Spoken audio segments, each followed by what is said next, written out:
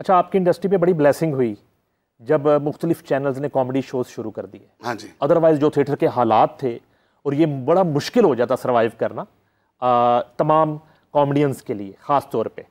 आपने जो है वो आफ्ताब इकबाल के साथ भी काम किया, आप जुनैद सलीम के साथ भी अभी काम कर रहे हैं, आपने खुद शो होस्ट किए, आपने मस्ती गेट होस्ट किया, उसके बाद बहुत से शोज आपने बनाए। किस होस्ट के साथ आपको लगता है कि यार मुझे काम नहीं करना चाहिए था और क्यों? कोई रिग्रेट? नहीं, मुझे ऐसा नहीं है। वो होस्ट खुद ही अपने मुंह से बता देते हैं कि हमारे साथ किस किस को काम नहीं करना चाहिए। रवैये बता देते हैं, आपकी अकड़ बता देती है। ये काम ऐसा काम है कि अगर आपने बहुत अच्छा कर लिया ना तो आपने कुछ नहीं किया, क्योंकि आपको ख़त्म हो जाना है। जिस मुल्क में मतलब इस काम की मेरा क्या ज़्यादा है कि खूबसूरती, टैलेंट, एक्शन, कॉमेडी, ठीक है। अब कॉमेडी की बात करते हैं तो मुनव्वर ज़ीब से बड़ा आपको कॉमेडियन नज़र कोई नहीं आता। खूबसूरती की बात करते हैं अगर आप, तो आपको वहीद मिराज से ज़्यादा खूबसूरत को नज़र नहीं आता। अगर आप एक्शन की बात करते हैं तो राई से ज़्यादा आपको बड़ा कोई एक्शन करने वाला नज़र नहीं आता। तो सारी दुनिया में नहीं है। किसी भी कॉमेडी शो की कामयाबी में फ्लैंक्स का कितना हाथ है और होस्ट सीट का कितना हाथ है? सर, फ्लाइंग का ज़्यादा हाथ है, क्योंकि जब तक आपको लाफ्टर का तड़का नहीं लगेगा, वरना इसके अलावा और बहुत सारे शोज़ हैं, उनको इतनी पजीराई क्यों नहीं मिलती या इससे पहले क्यों नहीं मिली थी। जब आप एक फैक्ट्री से चीज़ें उठा के इस्तेमाल करके अपना नाम बना रहे हो, फिर उस फैक्ट्री की आपको इज्जत करनी चाहिए, ना कि आपको ये कहना चाहिए कि जी मैंने इनके ऊपर एहसान किया, मैंने ये किया, वो के फलान किया। सामान आपने वहीं से लिया है। दौरे हाजिर के जो कॉमेडियन है, आज के कॉमेडियन, उसमें किसका काम आपको मुतासर करता है? किसकी कॉमेडी आपको जो है ना, आप भी कभी हंस पड़ते हैं उसकी किसी बात से? हमारे जितने भी थिएटर के एक्टर हैं ना, मैं इनको बहुत बड़ा एक्टर समझता हूँ, सबको।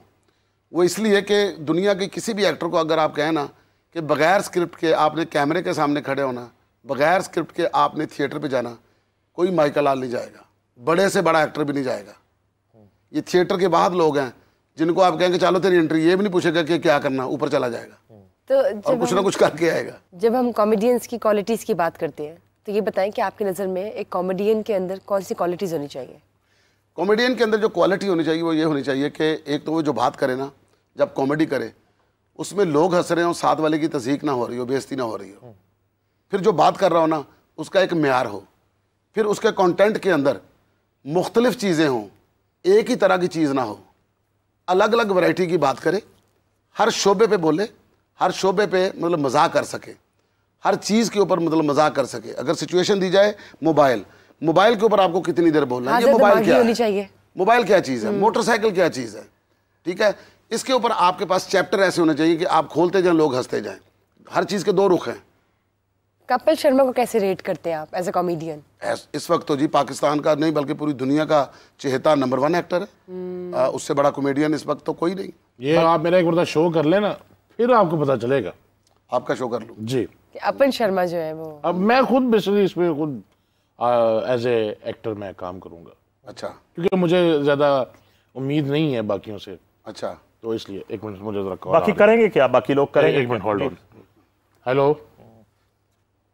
और यार ठीक है भाई, शो शुरू होने तो ले लूंगा आपको क्या।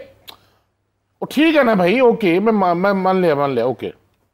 कौन नवा टैलेंट था? अच्छा, ਇਹੋ ਜਿਹੇ ਬੰਦੇ ਦੀ ਨਾ ਫੋਨ ਸੁਣਦਾ ਇੱਕ ਹੋਰ ਬੈਲ ਵੱਜ ਜਾਂਦੀ ਹੁੰਦੀ। सर न्यू टैलेंट था वाला, ये अपना उन्हीं को ले लें फिर आप इनको क्यों रिक्वेस्ट कर रहे हैं? छोटे भाइयों की तरह। ये कैसे रुपया? अच्छा, कैसे रुपया? वो कह रहे शो में ले लो, तो मैंने कहा मैं कर लेता हूं। अच्छा, ठीक है। अच्छा, उसे जरूर लेना।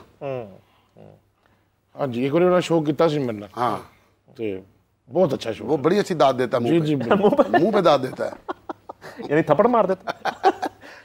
आपके यहाँ जो है वो खाने बहुत अच्छे बनते हैं, दस्तरखान आपका। और मुझे तो ये लगता है कि ये घर कम और कोई जैसे कोई रेस्टोरेंट है 24 घंटे दोस्तों की मैंने भी तारीफ सुनी है। और ये मैं दोस्तों को कहता हूँ तो अपनी बीवी के हाथ करके आपकी खान भाभी आपकी बेगम बहुत अच्छे खाने बनाती है। अच्छा, तो घर में कॉमेडी भी होती है, भाभी बच्चे को जुगत होती है? बहुत ज्यादा मतलब ये तो रुकता ही नहीं है काम। मसलन ये तो इस तरह का चलते रहता है। मतलब मेरी बीवी भी, मैं भी, अभी थोड़े दिन पहले ही अपना ना कोई ना कोई ऐसी बात हो ही जाती है कि जिसके अंदर ना लाफ्टर नहीं रुकता है, जो भी आता है मेरी बेटियां माशाल्लाह बड़ी बेटी हैं। बेटा मेरा वो भोला आदमी है, वो उसके पास इस तरह की पंच नहीं होती। वो यूके पढ़ने के लिए चला गया माशाल्लाह, लेस्टर में पढ़ रहा है वो।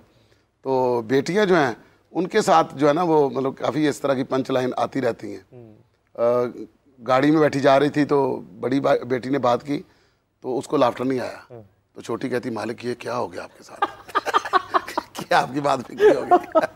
कोई वाकया सुनाएं। आप पूरी दुनिया में जो है वो ट्रैवल करते हैं, शोज़ करते हैं, और जो है बॉलीवुड का सारा सफ़र जो आपका रहा, कोई ऐसा वाकया जो बिल्कुल अनहोनी होती है, कुछ इस तरह की चीज़ जो आपके साथ पेश आया या आपको याद रहा हो हमेशा? हाँ, मुझे एक वाकया याद है, वो इंडिया का वाकया। जब मैं मुकाबला जीत गया था ना, तो मुझे सैफ एक बात बार बार कहता था कि विक्की भाई, इंडिया की फ़्लाइट में है और जब आपका वीज़ा ख़त्म हो जाए आपने फ़ौरन मुल्क छोड़ना है और फ्लाइट पर टाइम पे पहुंचना है, क्योंकि वहाँ पुलिस रिपोर्ट होती है, आपको तो पता ही है। Police reporting visa, non police reporting visa, 2 वीज़े होते हैं। जब आपकी पुलिस रिपोर्ट होगी तो फिर आपको जाना ही जाना है। रिपोर्ट के बाद अगर आप उस फ्लाइट पे नहीं गए तो आप उधर फिर रहे हैं तो आपकी खैर नहीं है। बिल्कुल, उनके रूल्स इस तरह के हैं।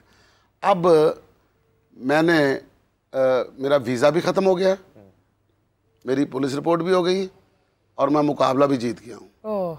मेरे हाथ में ट्रॉफी भी है और 10 लाख का जो चेक है बड़ा, वो भी है। अब वो बुक तो नहीं करवाना था, वो मैंने अंदर लेकर जाना था, हैंड कैरी। अब मैं गेट के ऊपर बैठा हूँ 3 घंटे पहले जाकर, गेट की तरफ देख रहा हूँ तो 1 घंटा रह गया, आधा घंटा रह गया, गेट नहीं खुल रहा। तो मैंने देखा तो समझ नहीं आ रही, रात की खुशी इतनी थी, नींद पूरी नहीं। तो मैंने उसको कहा, मैंने कहा ये गेट कब खुलेगा? उसने कहा ये आपका गेट ही नहीं है,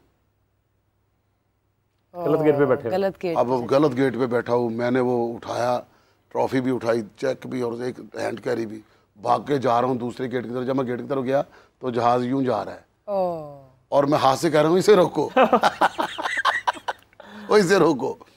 फिर उसके बाद मैंने फ़ोन किया सैफ को, मैंने कहा भाई ये हुआ, अरे विक्की भाई ये क्या कर दिया आपने, अभी बाहर मत निकलना, कोई भी बोले ना इधर से जाओ, बाहर मत निकलना, इधर अंदर ही रहना है। इधर अंदर ही रहना है, एयरपोर्ट के अंदर ही रहना।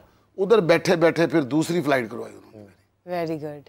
उधर ही बैठे बैठे फ्लाइट करवाई, बचत हो गई। बचत हो गई, अल्लाह का शुक्र, फ्लाइट मिल गई। बड़ी पैनिकिंग सिचुएशन हो गई। ये उधर से आने की, फिर इधर से जाने की भी एक दफ़ा हुई। जब मेरी वालदा की डेथ हुई तो जो उनके वीज़ा पेपर होते हैं वो लेकर जाने थे। वीज़ा पेपर लेकर चले गए तो हमने यहाँ से निकले हैं तो लाहौर से लोकल फ्लाइट लेकर कराची से बॉम्बे जाना था।